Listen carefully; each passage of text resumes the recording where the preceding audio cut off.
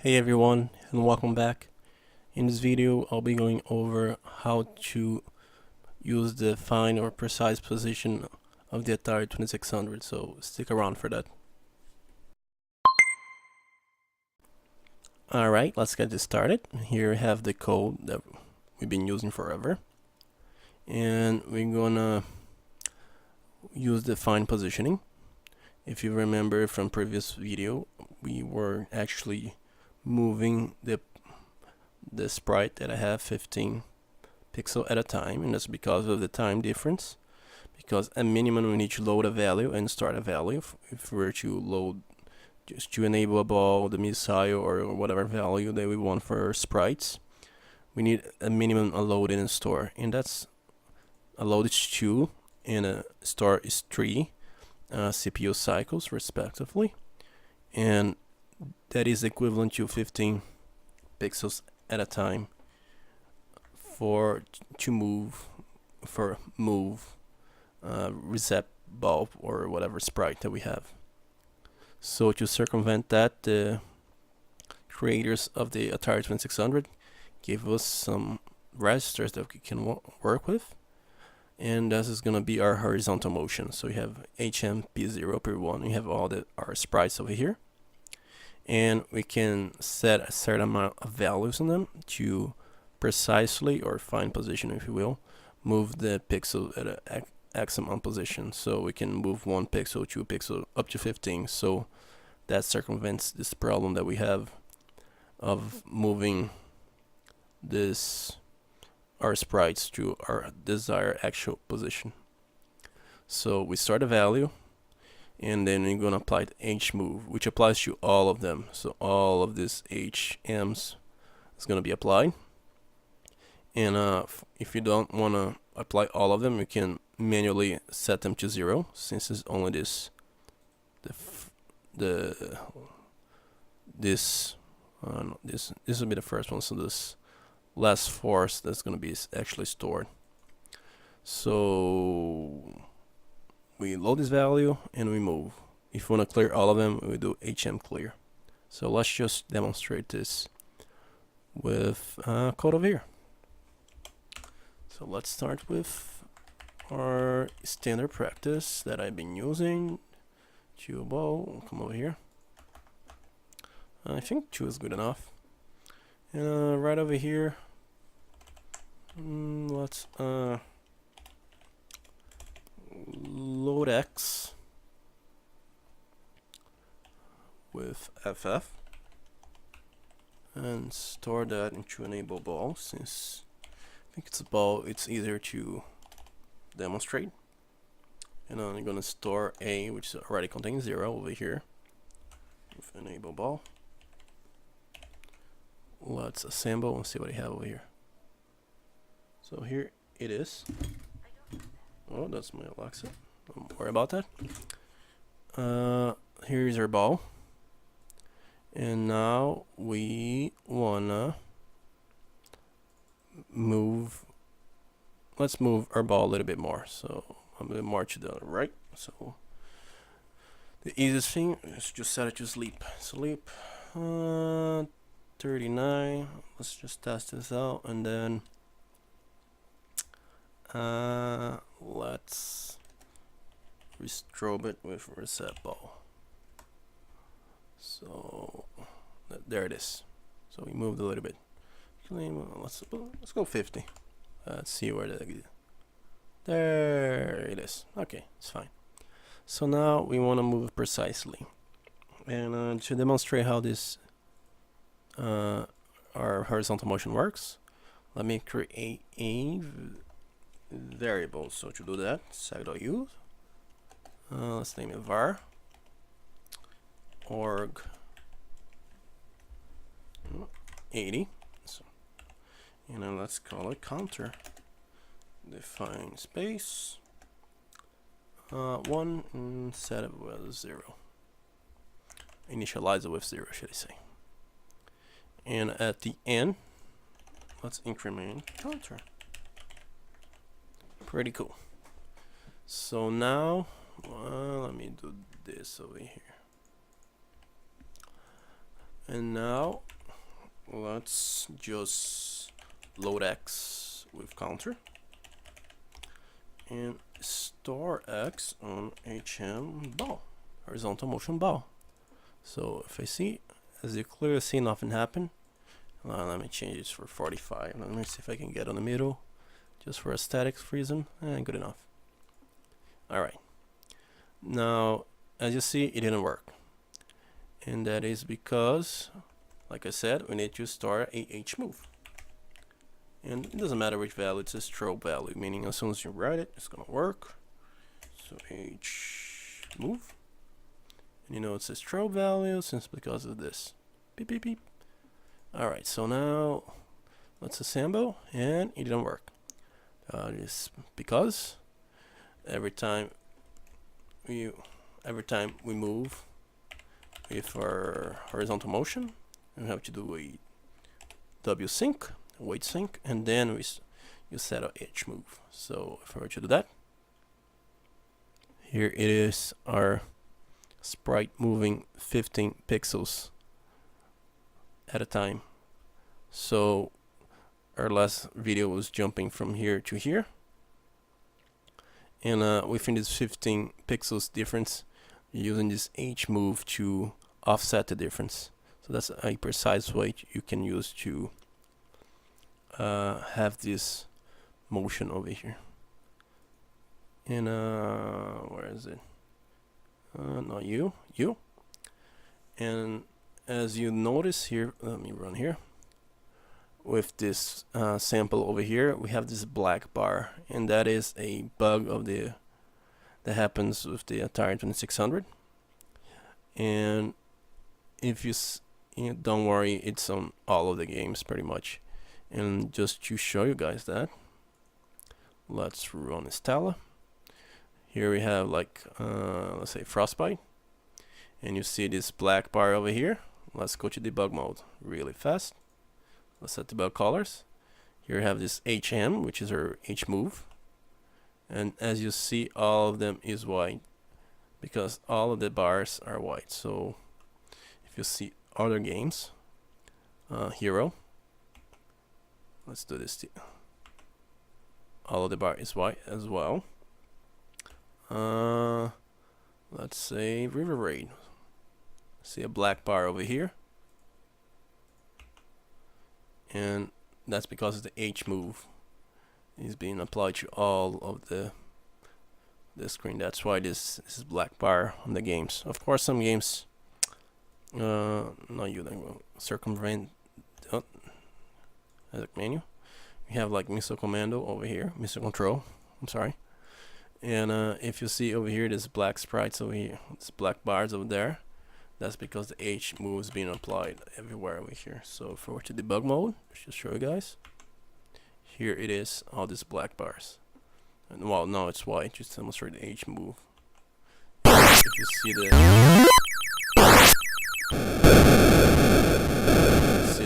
H bar blinking.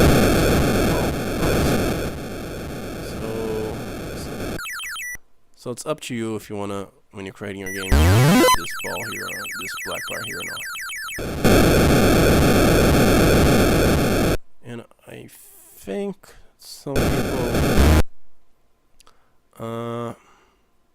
can do this H move on the vertical, and like it has over here debug. Over here, some people I heard do this on the overscan. Well, it doesn't show over here. And I know you start H move on the same line, I believe on line 73, which is I read.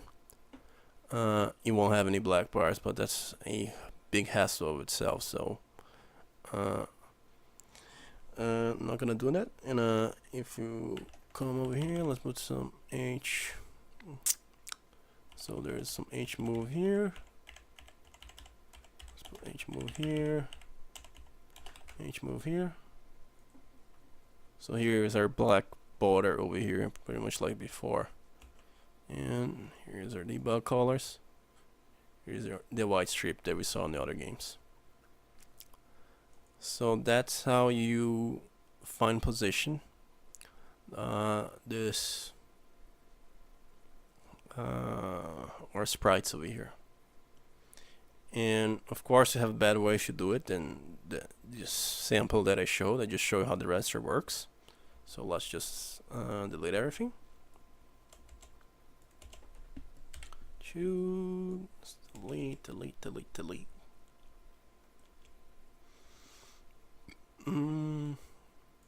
Oh, actually no. Oh, what else? No, you, just you. Okay, so now we flushed out and restart. And I have over here this example over here. We have two ways we can do this normally, and that's a divided by 7 demonstrated by Mike's 360. And what he does over here, we set, after the WSync, we set our carry, and then we create our label divided by 15. And here we have a value which is on A. We're gonna subtract that by 15. So let me bring my draw tool over here, and that's it. Let's do a quick demonstration.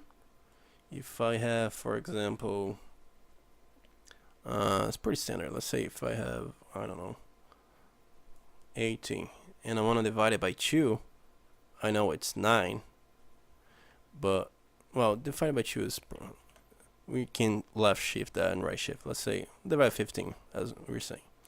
So I know that 30 divided by 2, divided by 15 is 2, because we're subtracting 15, and then get 15, so that's 1, and then subtract 15 one more time, which you get 0. So then we have one more, which is equals 2. Oh, it's awful. Okay. So this equivalent to divided by 2 is just subtracting the amount that we want, and then we get the remainder over here. So in theory, let's say if I had, just makes things super easy. Let's say 31. We know divided by 15. Then we can do our awesome math. That's 6 and 1, then 15, and that's gonna be 1. So that's this 1, 2, and then we have 2 with the remainder of 1. That's pretty much easy. Let me clear it out. So that's how the thing works. Let me minimize that, and back to our sample over here. So we are subtracting by 15. This is loop divided by 15.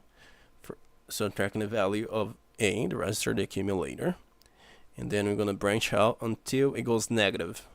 Because as soon as it's going negative, this carry is gonna be off, and we're gonna exit the loop, and then it's gonna transfer the value to Y.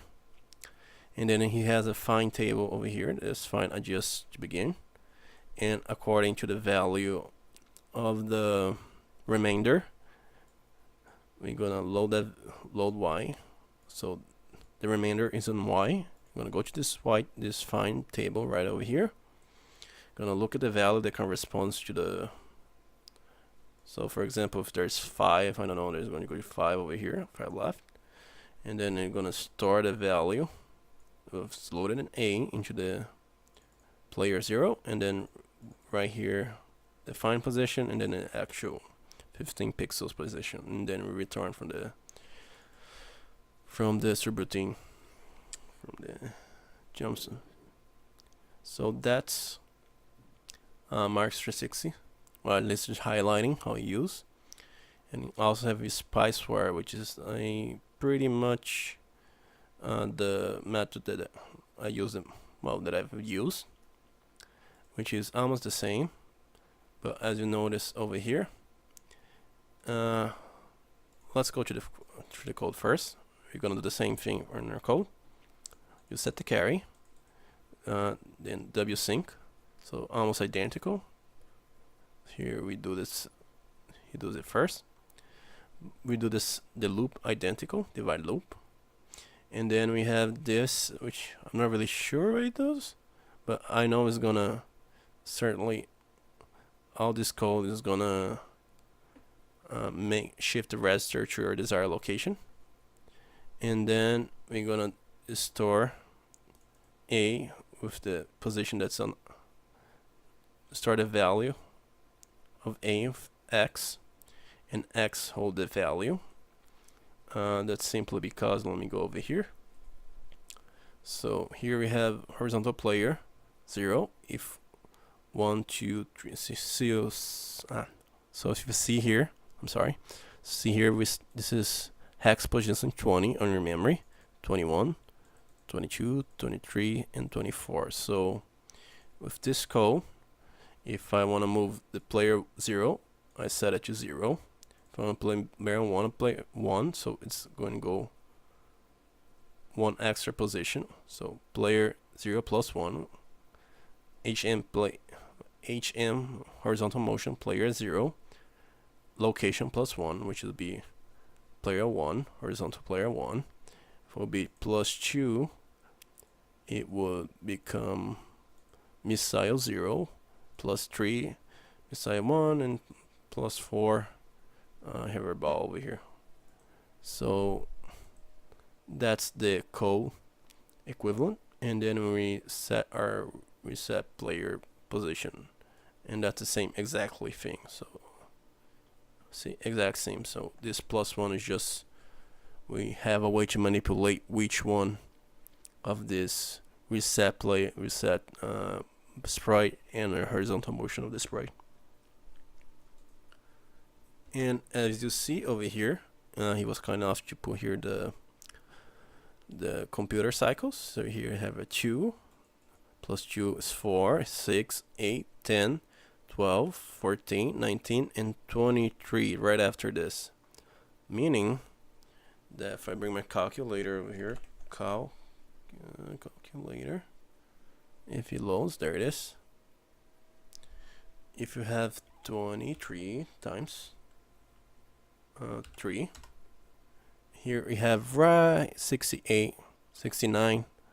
If you remember, 68 is the beginning of our display view or display.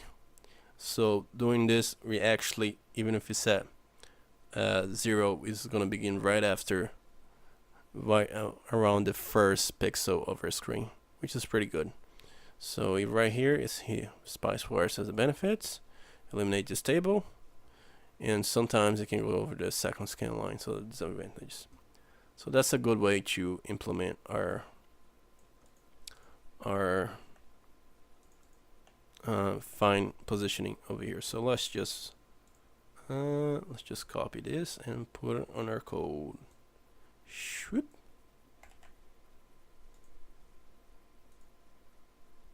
Well, actually I can go back over here and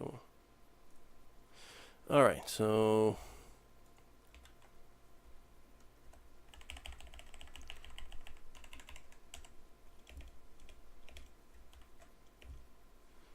here's a sec divided loop.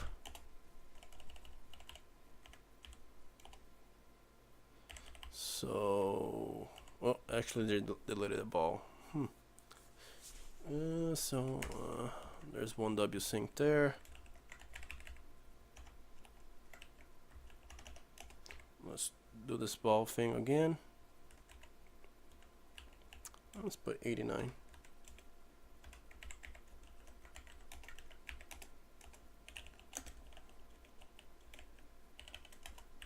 Star X enable ball, so the same thing as before. Give it 1 pixel. Let me see how it's working so far. What's there? Oh, counter, have it over here. And enable.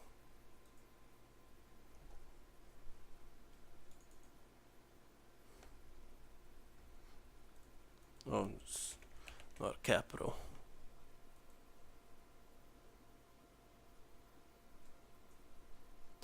Okay.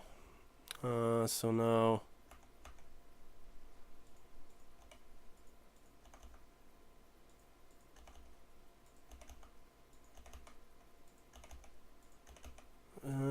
fix this. Should look a little more static. And I don't know why I'm going over here.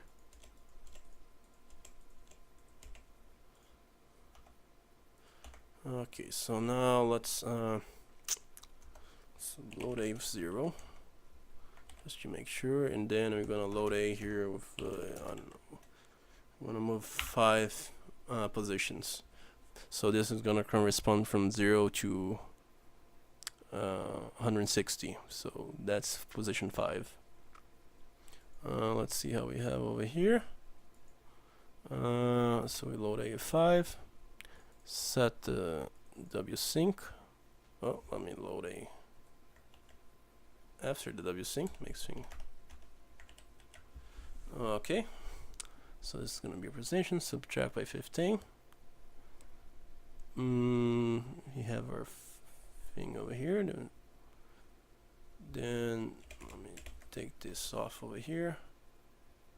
Actually, left this is gonna give a 5.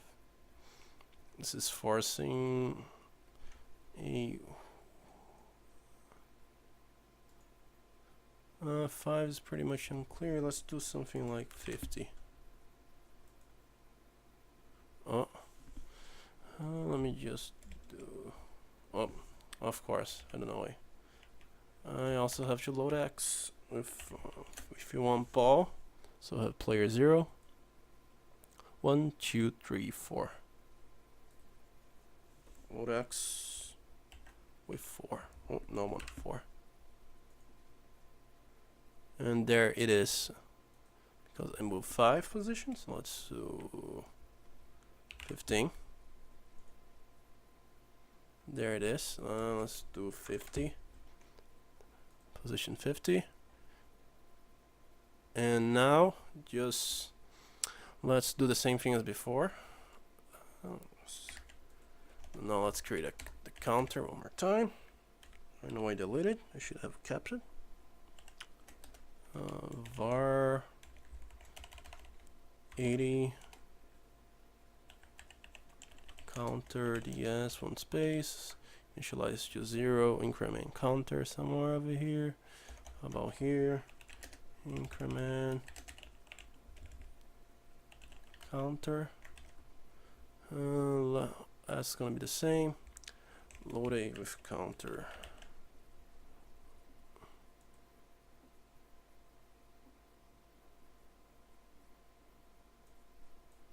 Oh, it's going crazy. Oh, it's a bit of a jangle. Let's see what's going on over here. Run to this location. 5F. Actually, load the counter. And then it was N160.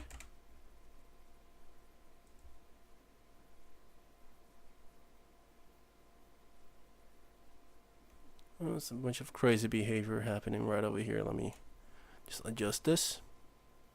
Okay, so back from quick edit. I have to do something really fast, but the one thing that I forgot over here is to actually set your H move here. I said in the beginning of the video, but I forgot it myself. So now, as you see over here, it's actually going a little bit smoother from left to right. And like you said, one of the disadvantages, it does go over the second line. That's why sometimes you notice this go a little bit down. And it's just doing this random thing because it's going over the 160 position lines that we have. I could cap it, as you see, it works here perfectly fine. So here, have it done. And this WX is our force. I'm forcing it to have the X index pretty much like this. However, it's taking a word instead of the single byte. So I mean, it's taking the full address in the X position. So that's why it takes 5 cycles instead of 4. So that's pretty much covered. And that's pretty much it for this video. In the next video, I'll probably go over some like the 2-line kernel. I decided to do the tools for last, since there's some terminology and some other things that I have to go over first, since it has some options over there, and I'll show you guys. There's not much. There's quite a few things left for the sprites, but that's it for this video, and thanks for watching.